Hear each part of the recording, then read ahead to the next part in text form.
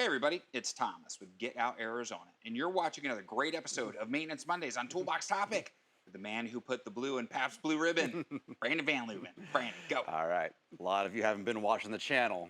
Every day someone comes in with loose pivot bolts. They don't even know they're loose. So they don't even know the damage they're doing to their bicycle. It's very, very easy to do. Just get yourself some kind of hex wrench, a 4, 5, 6 millimeter hex wrench. And after every ride or before your next ride, just go through and check all these guys. If you look at these are all pivot points. There. And if you think about Is this really a pivot point though, it Brandon? is. On the Trek it is. That's Okay. ABP, so that's Okay. a pivot point. So what we have is a lot of abuse to those sections that are always moving while you're riding down the trail.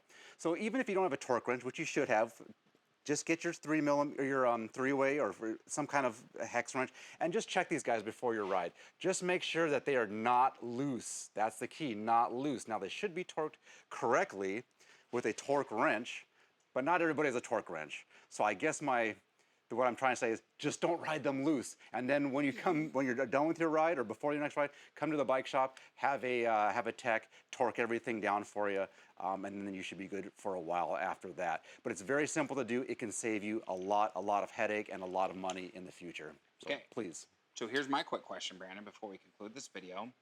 Sometimes we talk about making sure bolts are torqued to spec, and Yep. other times you could say, go ham on them. Right.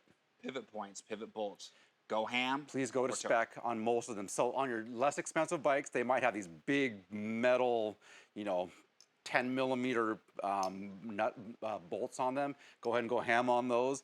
All these nice aluminum ones, please go to Torx spec.